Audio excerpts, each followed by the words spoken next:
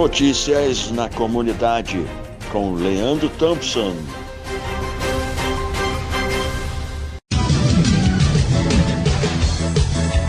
Fala pessoal, sou o Leandro Thompson, sextou, hein? Sexta-feira, dia 18 de outubro de 2024, está iniciando o nosso quadro Notícias na Comunidade. A Suprema Corte do Brasil salva ou ameaça a democracia?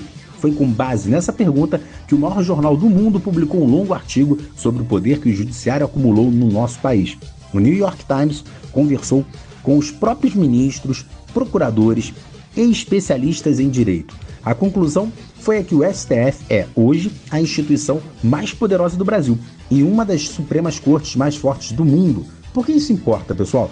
Quando o jornal mais lido do planeta, que está longe de ter um viés de direita, dá destaque à situação da justiça no Brasil, o tema entra de vez nos holofotes internacionais e a pauta fica aí nessas discussões. O artigo fala sobre como várias decisões do Supremo, que foram tomadas sob o argumento de proteger a democracia, acabaram extrapolando e, na verdade, passaram por cima dos limites da Constituição. Por exemplo, entre os casos citados estão ordens de censura contra veículos de imprensa conservadores, pedidos de prisão, remoção de perfis parlamentares de direita e investigações contra aliados de Jair Bolsonaro. Uma das maiores polêmicas da Suprema Corte é o inquérito das fake news, que tem mais de 2 mil dias de duração. Ele está rolando aí e sem nenhuma previsão de ser encerrado, acumulando assuntos diferentes dentro da investigação. O New York Times conversou com o presidente do Supremo, Luiz Roberto Barroso, que disse que os ministros estão salvando a democracia e que a última palavra será sempre do STF. Considerando que isso seja verdade, os demais entrevistados pelo artigo e críticos do nosso judiciário se perguntaram quem poderia então julgar os abusos do STF, já que nenhuma instituição está acima dos ministros, segundo o próprio presidente da corte. Continuando falando aqui de Brasil, os gastos das famílias do nosso país com alimentação e bebidas devem bater recordes neste ano, passando de R$1 trilhão pela primeira vez na história. O valor representa um aumento de quase 10% na comparação com o ano passado e inclui tudo o que é comprado para comer e beber, seja dentro de casa ou fora. Por que isso importa, gente? Olha só, o fato de os brasileiros estarem gastando com mais alimentação também é reflexo da alta no preço da comida, que cresce mais rápido que a inflação e a remuneração básica da população.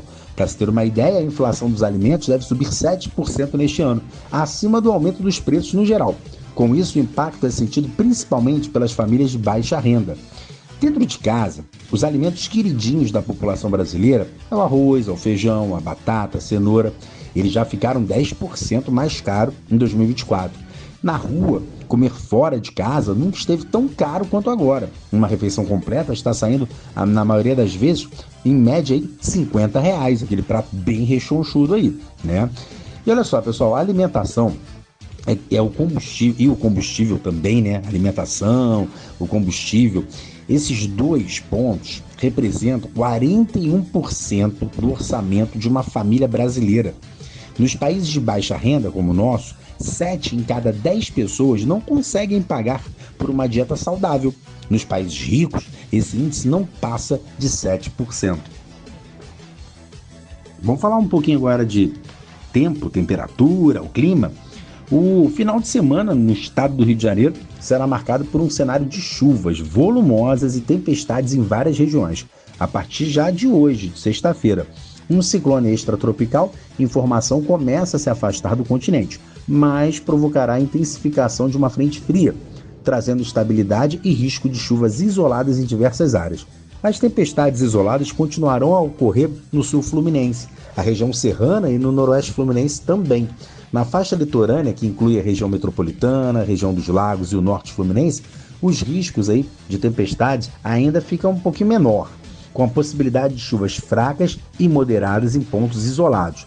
Apenas na Costa Verde, há chances de chuvas mais intensas devido à proximidade com a formação de tempestades na região do Vale do Paraíba, em São Paulo.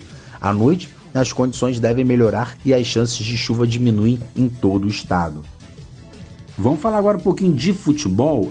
O Fluminense se recuperou de um pênalti perdido e fez um ótimo segundo tempo para vencer o Flamengo por 2-0 nesta quinta-feira. O tricolor precisou de 10 minutos para dar números finais ao clássico.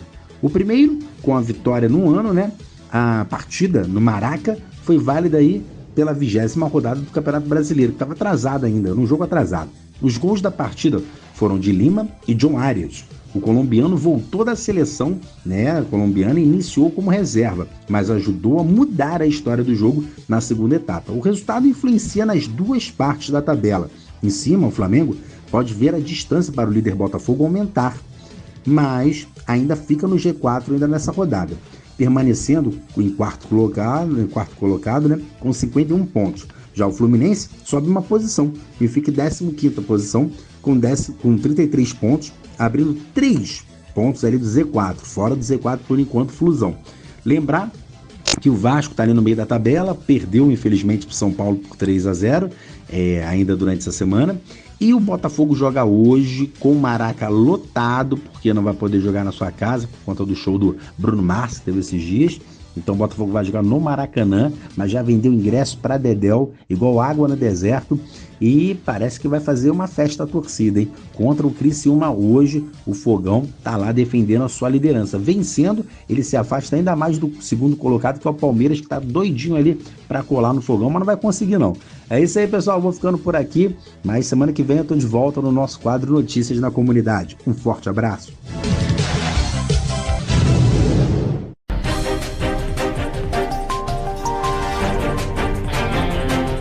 Notícias na Comunidade, com Leandro Thompson.